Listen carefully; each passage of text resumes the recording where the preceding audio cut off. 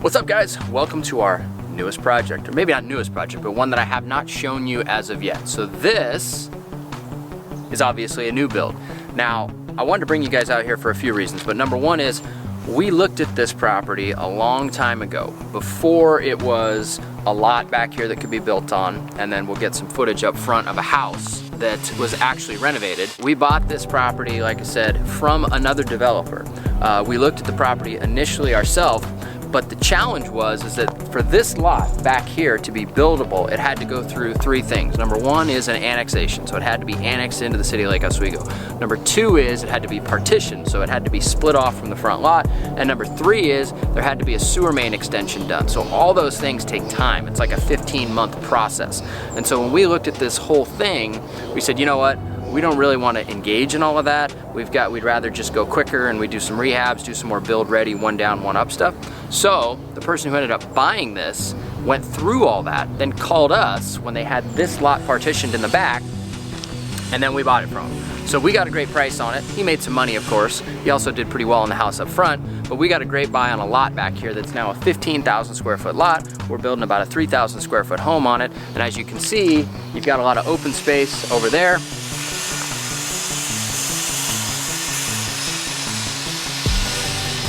And you've got a lot of privacy here. So this should be a pretty marketable home. There's a few things that I want to show you though as we kind of walk through it. So let's go check it out and I'll give you guys the details.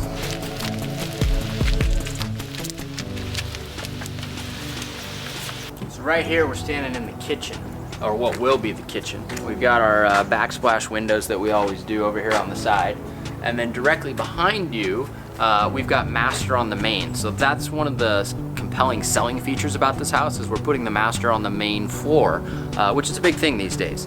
The other thing that is worth mentioning here is that as you go out here, you'll see kind of this gravel area. That's going to be our outdoor covered living space, because it rains a lot here, right? So we always do outdoor covered living space.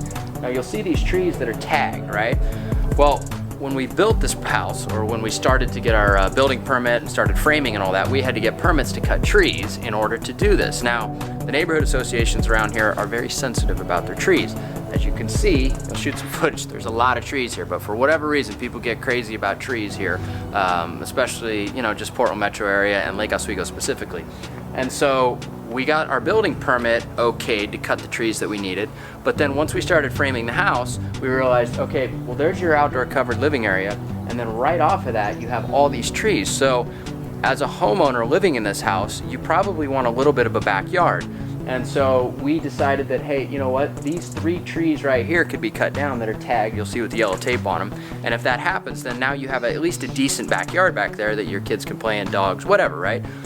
Well, the neighborhood association and some of the neighbors complained, and the city then told us we couldn't do it. So if we want to cut these trees down right here, we have to pay hefty fines, because the neighborhood association and the neighbors think that we shouldn't be able to cut down our own trees. So welcome to 2019, folks. That's the way it works around here. So we're going to make the best that we can with it, but trees are a huge issue, and on this particular house, they were definitely a big issue. You can see we want to clear that out. Like, who would those trees hurt being gone, right? But because then you'd have a little inlet here, put some grass down. People forget that their houses got built once and they had to cut trees to build those houses. How quickly we forget.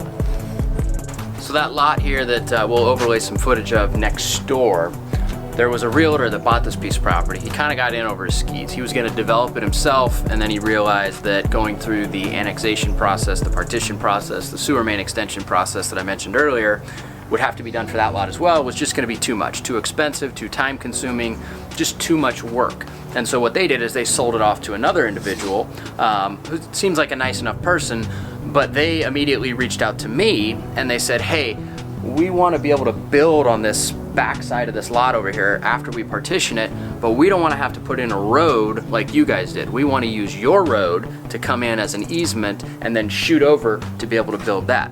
And so it kind of shows me the lack of understanding of like what they're really asking, because it's a big ask. If you're asking for easement access on a property without any money in exchange, you're basically going to get a no every time. But in this case, it would be a no whether there was money exchange or not, because the market value of this house would then become a lot less, because now you've got twice the traffic coming in here, right? It's not just a driveway serving this house, it's a driveway serving that as well. Plus there'd be construction over there constantly. Apparently there's construction over there going on too today. So we're kind of in the midst of talking to them and letting them know, hey, you know, you can't do this, or we're not going to allow you to do this, because number one, it would add more traffic to our road. Number two is our utilities fall on the right side of the road, but we've got a sewer line, we've got a gas line, we've got power. You'll see the electrical box out there.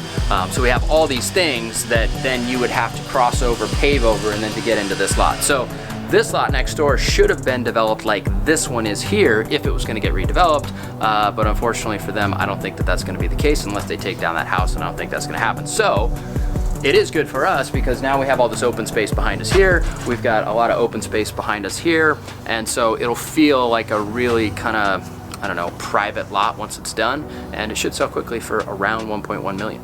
We've got facilities here.